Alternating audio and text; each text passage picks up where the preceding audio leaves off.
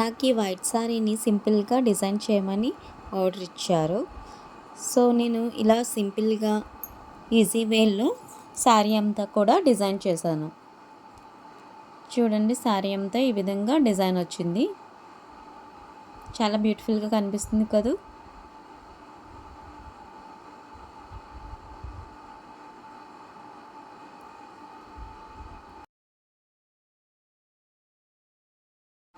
దీన్ని యూజ్ చేసి డిజైన్ గీద్దాం.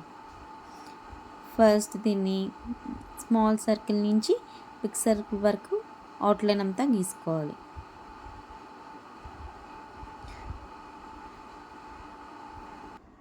మనకి డిజైన్ ఇలా కనిపిస్తుంది. నేను ఇయర్ బడ్ హెల్ప్తో ఈ శారీ అంతా పెయింట్ చేశాను. ఇక్కడ నేను చూపిస్తున్న విధంగా ఇయర్ బడ్తో నేను ఇలాగా పెయింట్ చేశాను. ఓకేనా. నేను ఇక్కడ లైట్ వైలెట్ కలర్తో పెయింట్ చేస్తున్నాను. ఫస్ట్ ఈ కలర్లో ఇయర్ బడ్ని డిప్ చేసుకుని ఇక్కడ చూపిస్తున్న విధంగా అలా డాట్స్ పెట్టుకున్నాను అనమాట.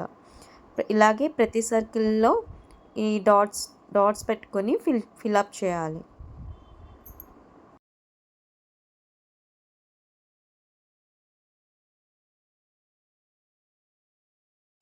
నేను రిమైనింగ్ సర్కిల్స్ ఏమో బ్రిలియంట్ పర్పుల్తో ఫిల్ చేశాను.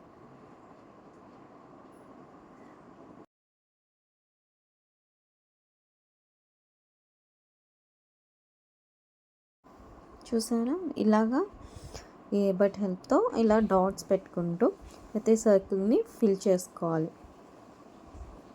చాలా ఈజీగా ఉంది కదా ప్రాసెస్. చాలా ఈజీ అండి ఈ ప్రాసెస్లో డిజైన్ చేయడం. ఓకేనా. ఇప్పుడు ఎలా కనిపిస్తుందో చూడండి. ఇప్పుడు ఇలాగా కర్వ్స్ గీసుకుని ఒక పువ్వు తీగ ఇంకో పువ్వుకి అంటుకున్నట్టుగా ఇవి ఇలాగా వేసుకోవాలి.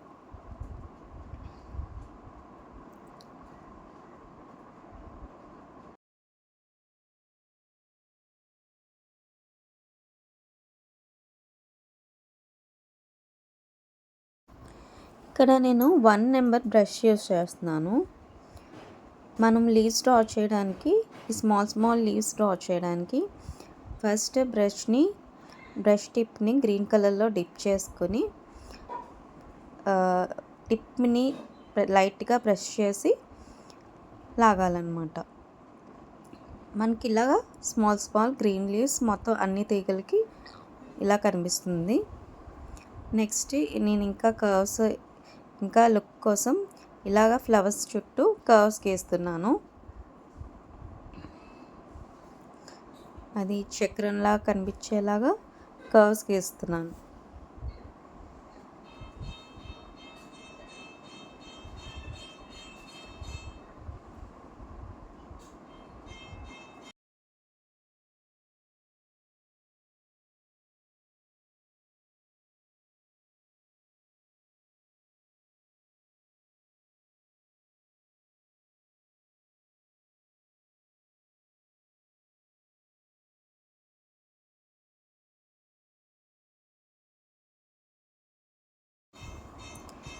ఈ విధంగా బ్రష్ యొక్క టిప్ ప్రెస్ చేసి మనం లీవ్స్ అనేవి స్మాల్ లీవ్స్ అని ఇలా వేసుకోవచ్చు.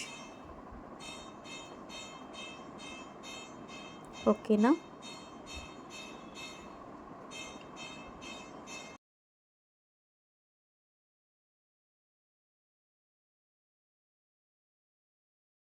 ఇప్పుడు ఫ్లవర్స్ అన్నిటికి వైట్ డాట్స్ పెట్టుకుందాం.